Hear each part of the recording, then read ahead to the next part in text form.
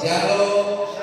Hari ini Bapak Ibu Saudara Gereja Bethel Indonesia memberikan tema untuk kita adalah sinergi potensi bagi kerajaan Allah. Jadi Tuhan mau hari ini dari setiap potensi yang kita miliki, karunia yang kita miliki, talenta yang kita miliki, kemampuan yang kita miliki, supaya kita bersinergi bagi apa? Bagi kerajaan Allah.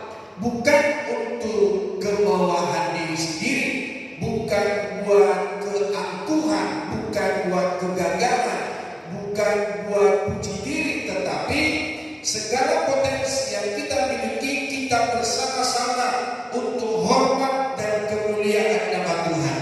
Namun sebelumnya kita akan membaca kebenaran firman Allah yang terdapat di dalam Filipi pasal yang kedua. Filipi pasal yang kedua ayat yang pertama sampai ayat yang ke-11. Filipi pasal yang kedua ayat 1 sampai ayat yang ke-11.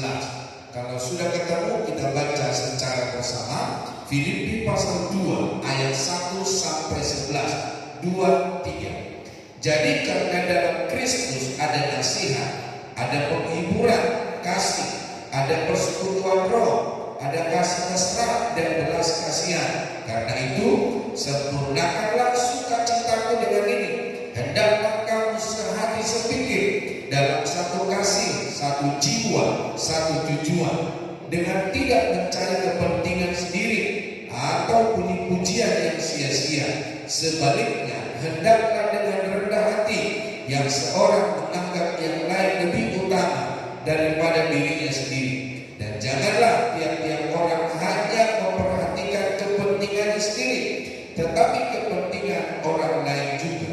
Hendaklah kamu dalam hidupmu bersama menaruh pikiran dan perasaan yang terdapat juga dalam Kristus Yesus, yang walaupun dalam rupa Allah tidak menganggap kesetaraan dengan Allah itu sebagai milik yang harus dipertahankan, melainkan telah mengosongkan dirinya sendiri dan mengambil rupa seorang hamba dan menjadi sama dengan manusia. Dan dengan keadaan sebagai manusia, ia telah merendahkan dirinya dan taat sampai mati, bahkan sampai mati di kayu salib. Itulah sebabnya Allah sangat meninggikan dia dan mengaruniakan kepadanya nama di atas segala nama, supaya dalam nama Yesus bertekuk lutut segala yang ada di langit dan yang ada di atas bumi dan yang ada di bawah bumi, dan segala lidah mengaku Yesus Kristus adalah Tuhan, bagi kemuliaan Allah Bapa. Nah, Bapak Ibu saudara-saudara kekasih Tuhan, kebenaran firman Tuhan ini menasihatkan kepada kita, menasihatkan, mengajari kita supaya setiap apa yang Tuhan telah percayakan bagi kita, kita berikan untuk hormat kemuliaan nama Tuhan. Supaya apa?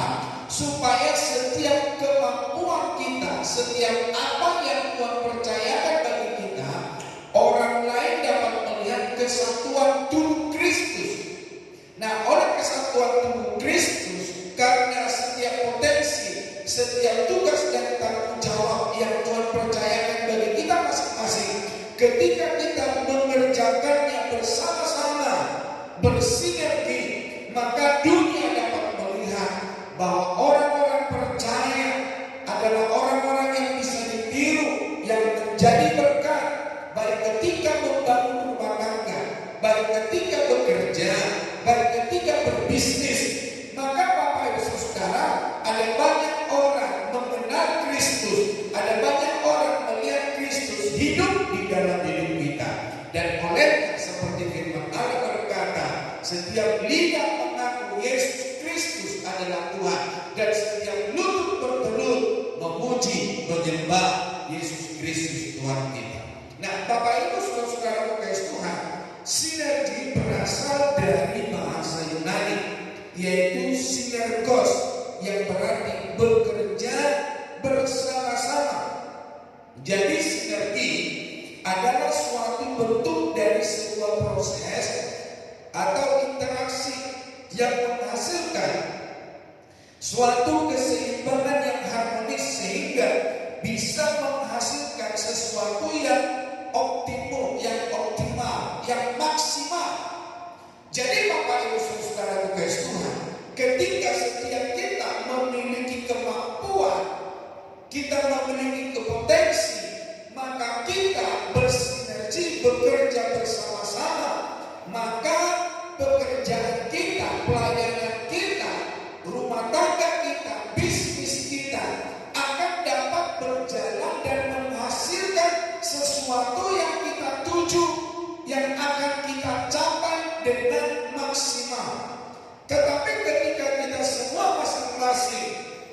menuruti kemauan kita, melakukan keinginan kita tanpa kita bersinergi, maka akan mendatangkan kehancuran dalam sebuah pekerjaan, dalam sebuah rumah tangga. Kalau suami mau-maunya sendiri, tidak bersinergi dengan istrinya, maka rumah tangga itu tidak akan mengalami yang namanya kebahagiaan. Kalau di dalam kantor karyawan mengerjakan pekerjaannya semau sendiri dengan tidak berjalan dengan SOP, standar operasional perusahaan, pekerjaan, pelayanan, maka Bapak Ibu Saudara, perusahaan itu gak berapa lama akan bangkrut, akan hancur. Sama halnya di dalam gereja.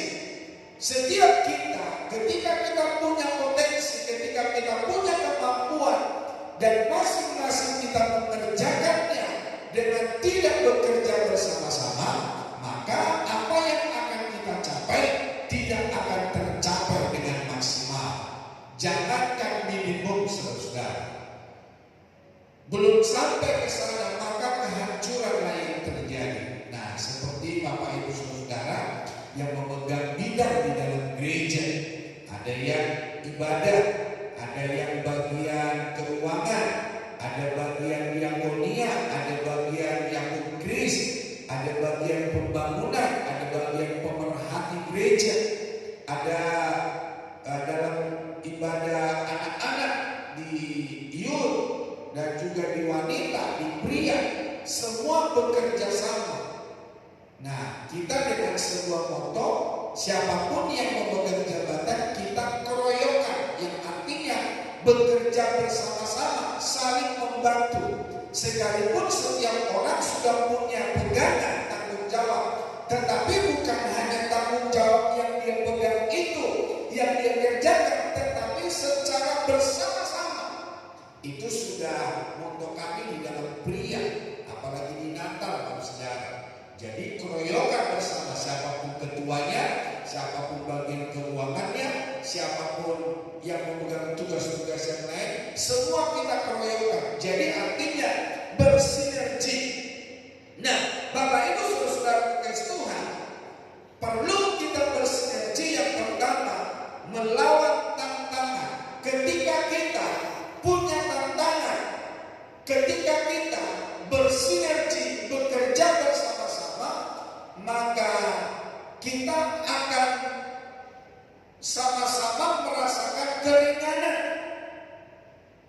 Dipikul sama berat ya, dijinjing sama ringan, gitu ya, betul ya. Jadi Bapak Ibu Saudara kasih Tuhan, ketika kita bersinergi, ketika kita bersama-sama, maka akan ringan. Ya, seperti mimbar ini dari kaca ini. Kalau hanya saya mengangkatnya, maka akan berat buat saya. Tapi coba kita 4 orang mengangkatnya. Saya mengangkat dengan satu tangan, yang satu lagi satu tangan. Tapi kalau coba saya sendiri, saya akan mengangkat dengan 2 tangan, dan juga mungkin muka saya sampai ke merah-merahan, mata saya melotot. Karena apa? Berat, ini kaca, saudara. Tapi coba kita berempat, rame-rame atau berlima. Ada yang pegang dari atas 4 orang, dari bawah 1 orang atau 2 orang, maka akan ringan. Jadi Bapak Saudara, untuk kita melawan tantangan, ketika kita bisa bekerja sama, maka semuanya akan ringan dan tercapai tujuan yang maksimal. Nah, waktu tembok Yerusalem yang akan dibangun, Nehemia mengalami banyak tantangan dan tekanan dari berbagai pihak. Nah, atas kesatuan hati Nehemia dan bangsa Yahudi, akhirnya mereka bisa mengatasi semua tantangan yang ada dan berhasil menyelesaikan apa yang menjadi visi mereka. Untuk menghadapi tantangan dibutuhkan sebuah sinergi, kesatuan hati dan tekad. Bapak Ibu Saudara, kalau Bapak Ibu ikut Holy Land, tembok Yerusalem itu masih ada, Bapak Saudara. Tembok Yerusalem lama, tembok Yerusalem baru. Nah, kalau Bapak Ibu pergi ke sana, maka gerbang ketika Yesus ada di dalam dunia, keluar masuk Yerusalem, dia pasti lewat pintu itu yang disebut Golden Gate. Jadi pintu emas, gerbang emas. Setiap kali Yesus mau ke Yerusalem pasti lewat itu. Namun sekarang itu sudah ditutup, dan di depannya itu sekarang sudah jadi kuburan. Karena apa, saudara? Orang-orang yang tinggal di Yerusalem, baik orang Kristen, Ortodoks, baik juga Muslim, percaya kalau Yesus datang yang kedua kali, maka Yesus akan lewat di situ. Dan setiap orang yang ada di Yerusalem percaya, keluarga atau siapapun yang dikuburkan di situ akan turut dibangkitkan. Betul kok saudara, akan turut dibangkitkan, namun akan dihakimi saudara. Ada yang hidup yang kekal bersama dengan Kristus, ada yang hidup kekal di dalam siksaan api neraka. Nah, bukan hanya tembok Yerusalem. Kalau Bapak Ibu masuk ke dalamnya, maka di situ ada tembok ratapan. Tembok ratapan itu adalah bekas daripada bait Allah yang dibangun oleh Raja Salomo. Dan di atasnya itu, kalau saudara, ada yang namanya masjid Dome of the Rock dan Al-Aqsa. Jadi Dome of the Rock itu berubah keemas-emasan, dan Al-Aqsa itu berubah warna hitam. Jadi di atas bait Allah yang lama itu ada dua masjid.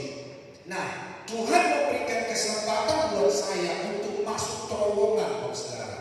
Terowongan itu di mana kita bisa melihat fondasi daripada bait Allah itu. Bapak Ibu saudara, fondasi bait Allah itu bukan dibuat dari beton, bukan. Tapi dibuat dari batu asli dipahat. Batunya sebesar apa? Sebesar batu batang, bukan. Sebesar mimbar ini, bukan, saudara. Bisa sebesar Bapak Ibu bisa lihat triplek itu bisa sebesar itu, dua-duanya sebesar itu, dan itu tebal, saudara. Saya bayangkan dan saya berpikir bagaimana caranya orang mengangkat itu sampai ada 5, 6, 7, 8 sampai 10 tingkat, saudara. Dan Yesus berkata, nanti suatu saat bait Allah itu akan diruntuhkan dan dikatakan bahwa tidak ada satu batu pun yang ada di atas batu yang lain.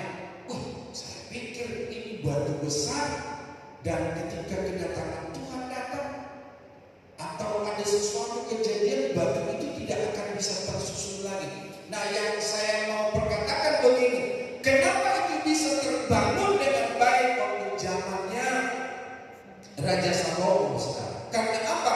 Ada kesatuan. Jadi kalau Bapak Ibu belajar dari kebenaran firman Allah, batu-batu itu, perkakas-perkakas yang dipakai dalam pembangunan bait Allah itu bukannya dipersiapkan di Yerusalem, bukan. Itu ada yang dari hutan, ada yang dari pegunungan. Jadi begitu jauh tempat batu-batu itu dan peralatan-peralatan atau bahan-bahan yang akan dipakai. Nah, coba saya bayangkan sebesar itu, Pak Saudara, tebalnya minta ampun, beratnya minta ampun dari batu. Mungkin kalau beton kan masih bisa dengan seperti semen dengan berapa kilo? 50 kilo ya. Terus pasir masih bisa dibawa lewat truk atau mungkin pakai karung. Ini sudah batu besar, Pak Saudara. Aduh, saya bayangkan bagaimana ini bisa terjadi. Membawa dari hutan, dari gunung mungkin, dari tempat yang jauh sampai ke kota Yerusalem. Kenapa itu bisa terbangun dengan baik? Nah, karena ada sinergi, ada sebuah kebersamaan. Jadi tantangan yang berat, seberat apapun, ketika kita bersinergi, ketika kita bekerja bersama-sama, maka kita akan menjadi pemenang. Nah, Bapak Ibu saudara-saudara kasih Tuhan, baik di dalam rumah tangga, ketika suami istri, orang tua dan anak bekerja bersama-sama, maka pekerjaan rumah itu akan ringan. Misalnya, ibu sebagai ibu rumah tangga, tetapi suami bisa bantuin, mau bantuin. Saya sudah melihat ada bapak-bapak, ada banyak bapak-bapak di gereja ini. Ternyata mereka bukan hanya mencari uang, sekarang sudah mau nyuci baju. Wah, keren kan? Jadi pekerjaan ibu di dalam rumah lebih ringan. Ada yang mau cuci piring, ada yang mau nyapu, ada yang mau ngepel, saudara. Jadi bukan seperti bapak-bapak yang dahulu, pekerjaannya apa? Duduk baca koran, minum kopi, dan semuanya sudah tersedia. Tetapi saya banyak melihat para pria-pria di gereja ini ikut bekerja bersama-sama, menyelesaikan pekerjaan rumah tangga. Sama halnya di kantor, ada yang bos, ada para karyawan, ada manajernya, ada kepala-kepala bidang, saudara. Dan itu semua bekerja di bidang masing-masing dengan satu tujuan, bagaimana perusahaan itu bisa berkembang dengan baik.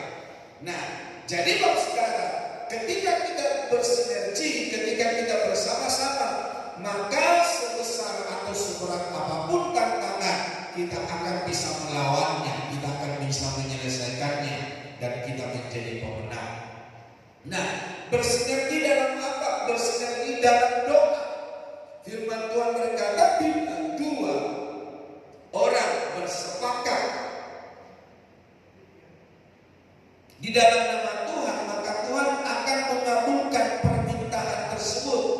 Artinya Tuhan sangat menghargai orang yang mampu bersinergi dengan orang lain, terutama untuk berdoa bersama. Nehemia memimpin bangsa Yahudi untuk bersinergi dalam doa, dan akhirnya doa mereka dikabulkan Tuhan. Tuhan menginginkan agar setiap orang percaya memiliki kesatuan dalam doa, terutama di dalam keluarga. Jadi yang berdoa di rumah itu bukan hanya istri, suami pun, anak-anak pun. Makanya dikatakan 2-3 orang berkumpul di dalam nama Tuhan, Tuhan hadir di sana. Suami istri, anak-anak bersama-sama memohon kepada Tuhan, Tuhan hadir dalam keluarga. Makanya di gereja kita setiap hari Kamis itu kita ada doa, saudara. Supaya apa? Supaya Tuhan hadir di dalam pelayanan kita, supaya Tuhan hadir di dalam gereja ini. Ketika kita bersinergi, ketika kita bersama-sama, ketika kita sehati berdoa memohon kepada Tuhan, maka apa yang kita rindukan untuk kemajuan gereja ini dapat tercapai dan nama Tuhan dipermuliakan. Jadi Bapak Ibu Saudara kekasih Tuhan, bersinergi di dalam doa seperti yang dialami oleh Esther ketika di dalam kerajaan Ahasveros. Nah, Bapak Ibu Saudara, ada orang-orang tertentu mau membinasakan, mau membunuh orang-orang Yahudi yang ada di dalam kerajaan Ahasveros waktu zamannya Esther, saudara. Jadi pengennya orang ini, orang Yahudi, dilenyapkan dan tidak ada di muka bumi. Yang pada akhirnya dia minta izin kepada Raja Ahasveros. Dia minta surat supaya setiap orang mau menyembah kepada Allahnya Ahasveros, Bapak Ibu Saudara. Nah, apa yang terjadi ketika surat perintah itu didengarkan oleh Esther? Maka Esther menyerukan kepada orang-orang Yahudi yang ada di dalam kerajaan Ahasveros. Diserukan apa? Diserukan berdoa. Bukan hanya berdoa, namun berpuasa. Supaya apa, saudara?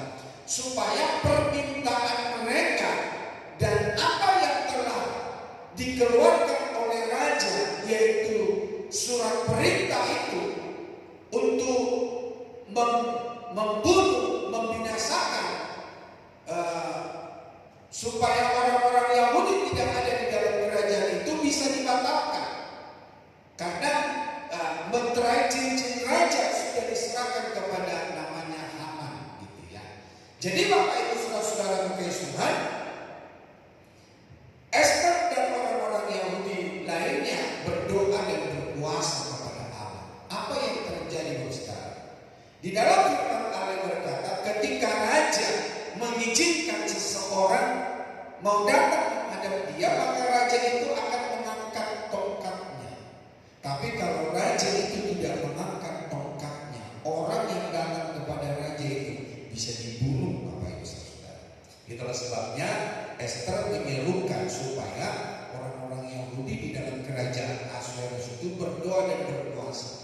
Nah ternyata apa yang terjadi Bapak Ibu Saudara-saudara kekasih Tuhan, firman Allah berkata ketika Esther menghadap raja, saudara, maka raja mengangkat tongkatnya dan Esther bisa menghadap ke raja dan memohon supaya surat edaran itu bisa ditarik kembali.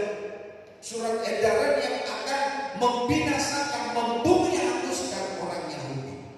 Nah apa yang terjadi Bapak Saudara ketika Haman telah membuat tiang gantungan untuk menggantung Esther dan menggantung orang Yahudi, apa yang terjadi Bapak Saudara? Ternyata terbalik. Bukan Esther, bukan orang Yahudi yang dihukum mati di situ, tetapi Haman, istri dan anak-anaknya, dan semua orang yang bersepakat akan membinasakan orang Yahudi yang ada di dalam kerajaan itu. Jadi Bapak Ibu Saudara kekasih Tuhan, ketika bersinergi dalam doa, bisa keadaan terbalik Bapak Saudara. Jadi Bapak Ibu Saudara kekasih Tuhan, mari kita di dalam keluarga, di dalam gereja, di dalam pekerjaan bisnis kita, supaya kita bersinergi dengan orang-orang yang ada di sekitar kita lewat doa. Bersinergi lewat apa saudara? Selain hanya bersinergi dengan potensi kita melawan tantangan lewat doa, tapi bersinergi berbagai potensi. Nah setiap orang memiliki bakat, minat dan talenta yang berbeda-beda. Itulah sebabnya dibutuhkan kesatuan sebagai satu tubuh Kristus agar dapat mendukung perluasan kerajaan Allah di muka bumi melalui kesatuan. Maka potensi yang ada dalam setiap orang dapat digali dan dimunculkan. Kelompok sel adalah sebuah wadah untuk mewujudkan terjadinya sinergi berbagai potensi. Jadi Bapak Saudara, lewat potensi, bahkan kemampuan kita, ketika kita bersama-sama, maka apa yang kita rancangkan itu bisa tercapai. Bapak Ibu masih ingat ketika Menara Babel mau dibangun, dikatakan dalam firman Allah manusia itu membuat Menara Babel yang tingginya sampai ke langit. Nah ketika Allah melihat apa yang mereka kerjakan, wah Allah bilang ini bisa terjadi, ini bisa tercapai. Karena apa? Mereka semua sehati, satu bahasa, satu tujuan, mendirikan Menara Babel. Tapi Allah melihat, wah ini jadi kesombongan ini, yang akhirnya Bapak Ibu Saudara, Tuhan mengacaukan bahasa mereka. Sehingga ketika tukang minta paku, dikasih semen. Ketika yang lain meminta pasir, dikasihlah kayu. Karena apa? Bahasanya sudah beda. Jadi artinya begini, Menara Babel aja bisa dibangun oleh karena setiap orang punya potensi dan itu menjadi satu, maka bisa dikerjakan. Seperti gereja ini Bapak Saudara. Orang-orang yang membangun gereja ini, mereka punya potensi. Ada yang punya duit, ada yang namanya tukang batu, ada yang namanya tukang kayu, ada yang namanya yang bisa bikin interior, ada tukang listrik yang buat jalur-jalur kabel, ada yang tukang AC, air conditioner, bukan air conditioner, air conditioner, benar, air conditioner, iya, AC Bapak. Jadi makanya terbentuk gereja yang indah yang bisa kita nikmati dengan nyaman Bapak Saudara. Jadi Bapak Ibu Saudara, mari kita hari ini ya seperti musik, alat-alat musik yang ada di atas ini, ada yang namanya drum, ada yang namanya keyboard. Drum aja ada beberapa macam. Ada yang namanya bass drum, ada yang namanya snare, ada hi-hat, ada juga cymbal. Nah tong-tongnya itu ada dua, ada lagi tong-tong besar gitu ya. Nah itu bisa mengeluarkan suara yang harmoni ketika dimainkan dengan bersama-sama. Coba kita menyanyi hanya suara bass drumnya, yang gak enak Ustaz. Atau cuma drum saja, gak ada keyboard, gak ada bass gitar.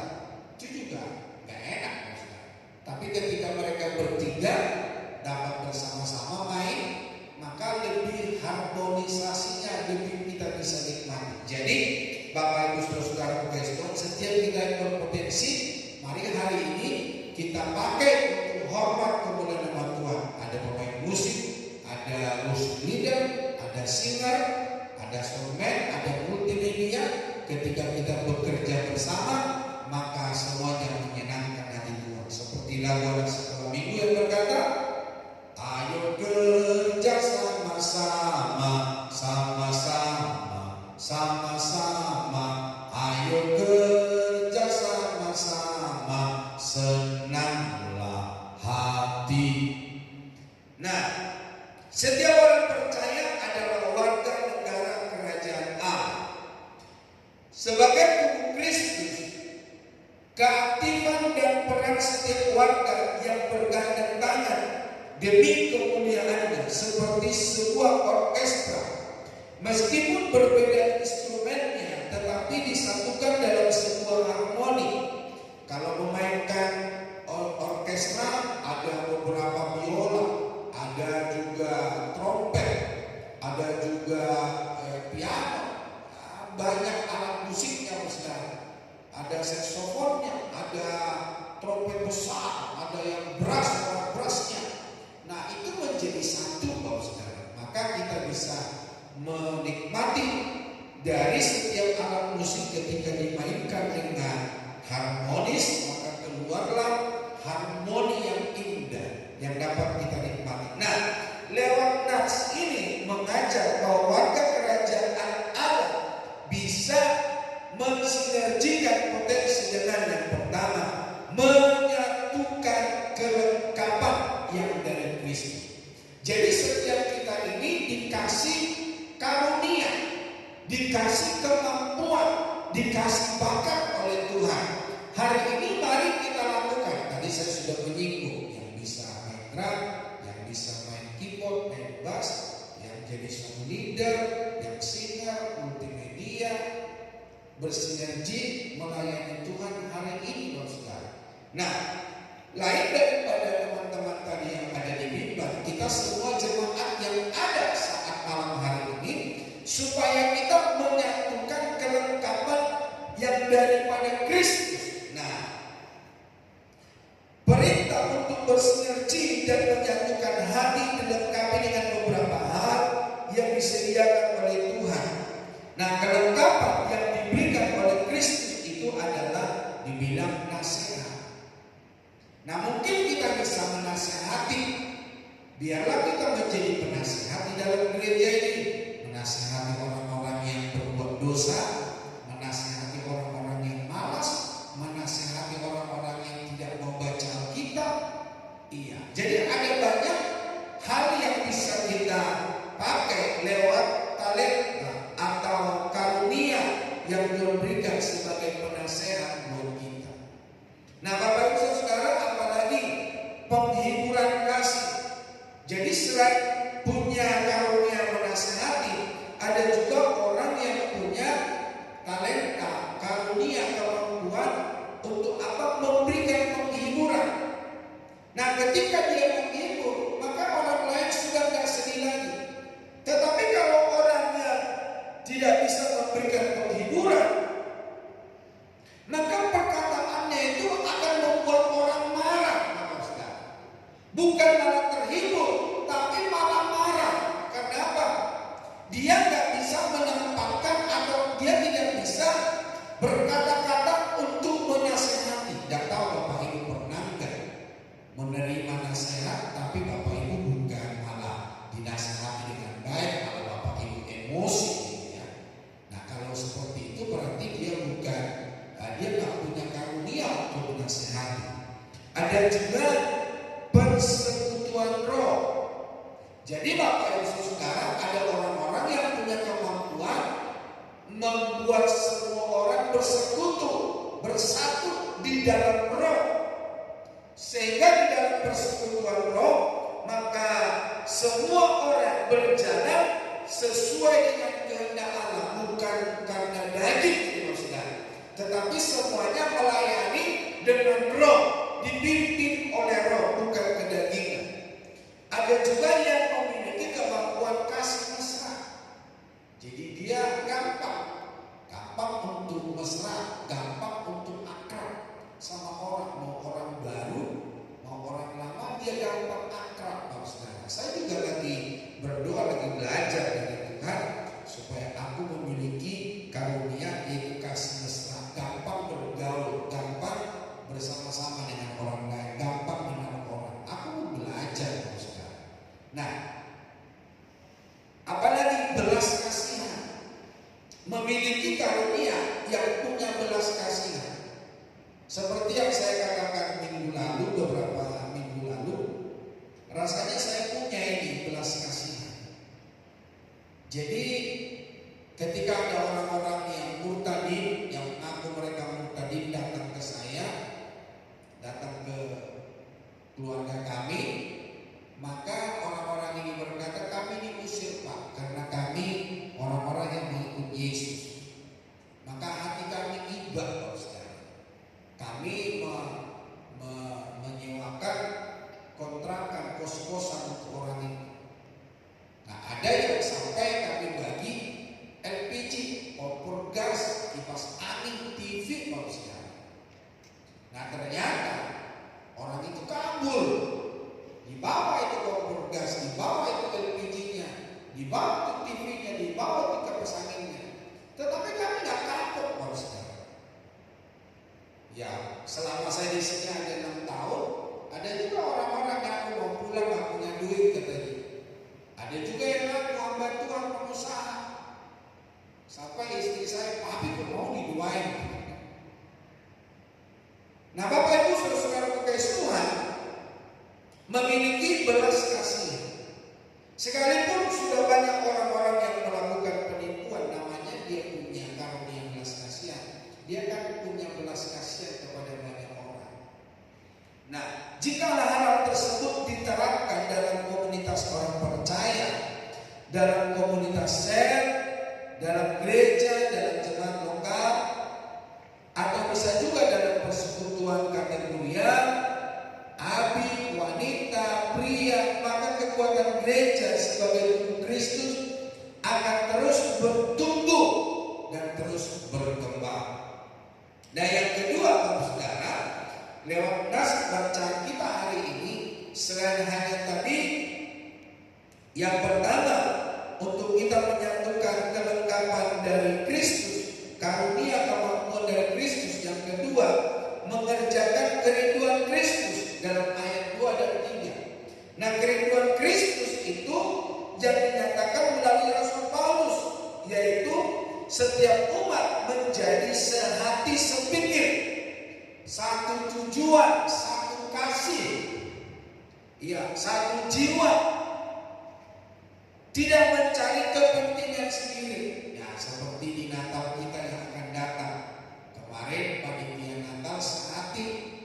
Apa yang kita kerjakan, teman-teman bilang, ya tetap kita buat sembako murah. Karena apa? Ini sudah kayaknya sudah kriteria kita, ciri khas kita, bahwa gereja kita dulu untuk Jumat Agung kita kasih sembako murah, tapi sekarang kita di saat Natal berbagi kasih kepada orang-orang di sekitar gereja dan orang-orang di sekitar rumah tangga kita masing-masing.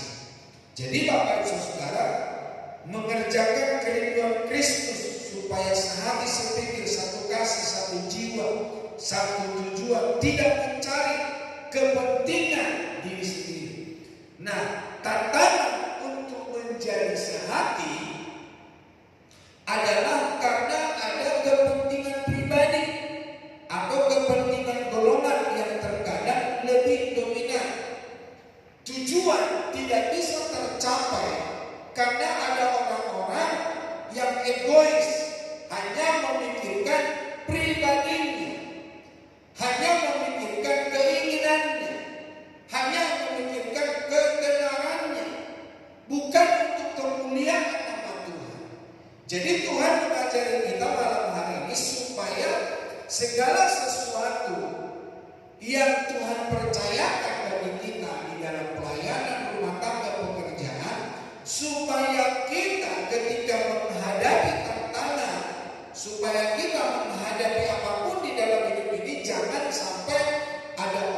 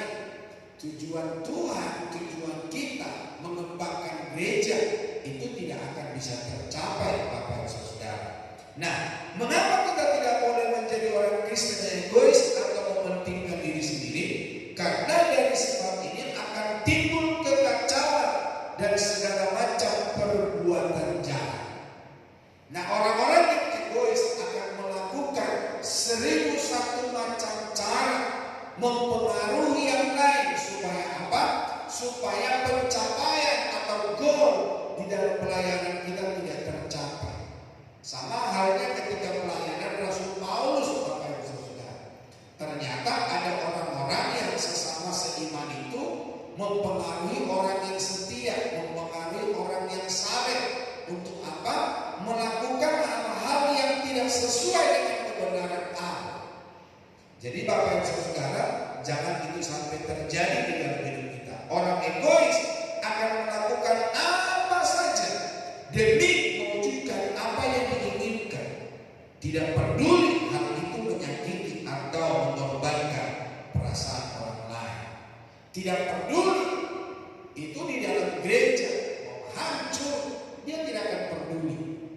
Orang-orang yang egois di dalam kantor pun tidak peduli dia mau perusahaan maju atau enggak, dia nggak peduli. Yang penting saya gajian. Padahal kesejahteraan perusahaan itu akan menjadi kesejahteraan dia juga. Namun ada juga orang-orang yang egois di dalam rumah tangga. Dia tidak peduli untuk kebahagiaan rumah tangga.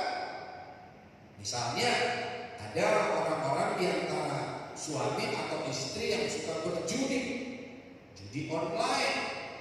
Ada juga yang suka beli barang ini, beli barang itu, padahal barang itu tidak dibutuhkan, tidak perlu di dalam hidupnya. Hanya matanya yang gatal, saudara.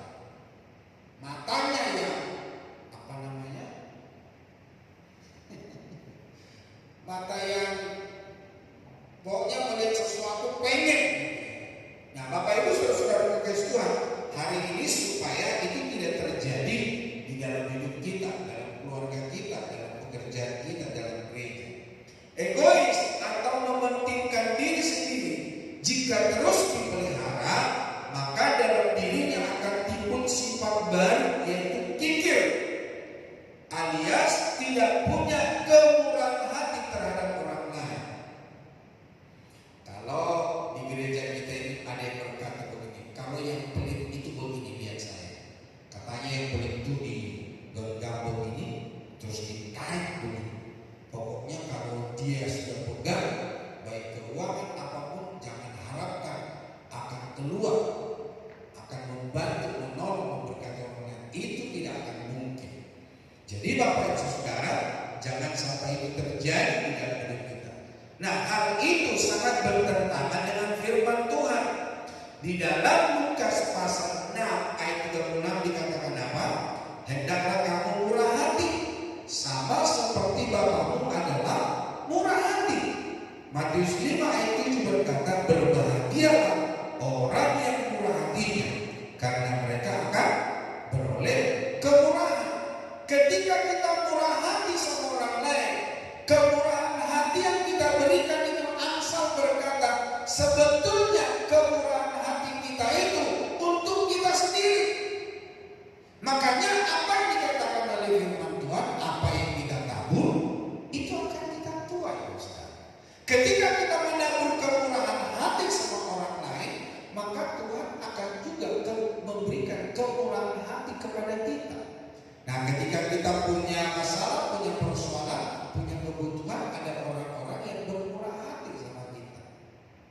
Nah, Bapak Ibu saudara kasih Tuhan, apa yang kita tabur seminggu yang lalu, sebulan yang lalu, itu akan kita tuai beberapa waktu kemudian, saudara. Nah, apa yang kita alami hari ini itu adalah hasil taburan kita beberapa hari lalu, minggu lalu, bulan lalu, tahun yang lalu, saudara.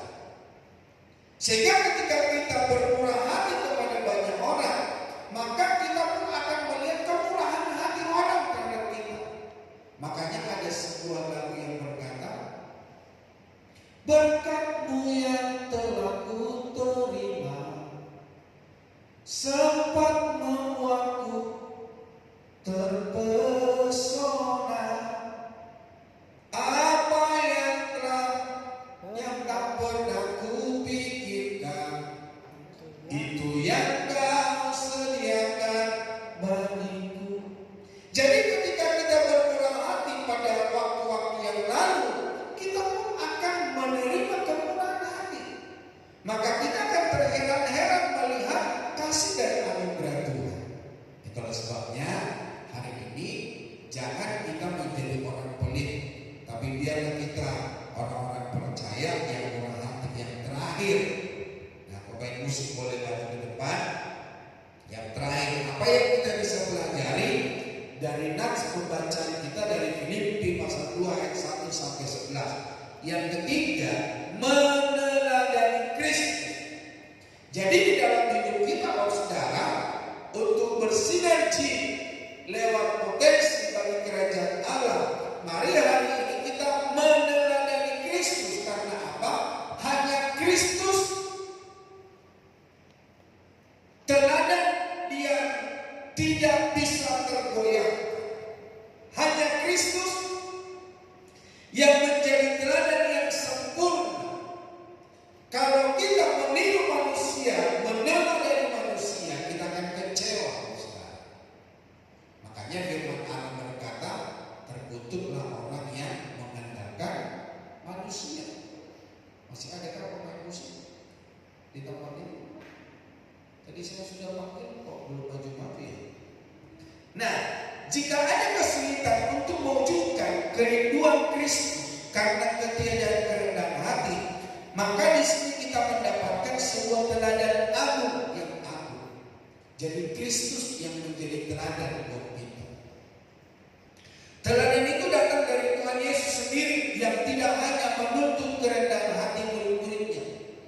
Kristus memberikan keteladanan bagaimana ia memiliki kesetaraan dengan Allah, tidak mempertahankan kesetaraan itu. Bahkan dikatakan dalam firman Allah, dia mengosongkan dirinya, dia mau menjadi manusia, merendahkan dirinya sebagai hamba, bahkan taat hingga mati di kayu salib. Demi apa? Keselamatan kita, demi pengampunan dosa kita, demi kekekalan kita. Jadi Bapak Ibu Saudara, hari ini mari kita teladani Kristus untuk kemajuan dalam rumah tangga kita. Kita teladani Kristus.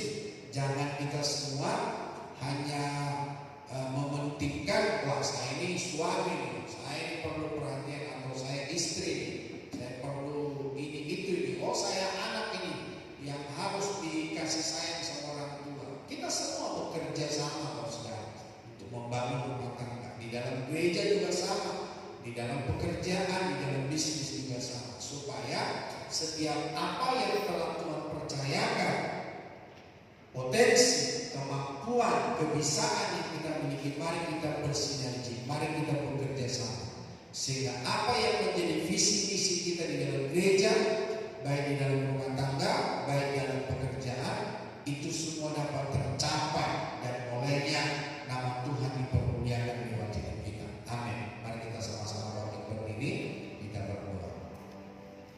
Kami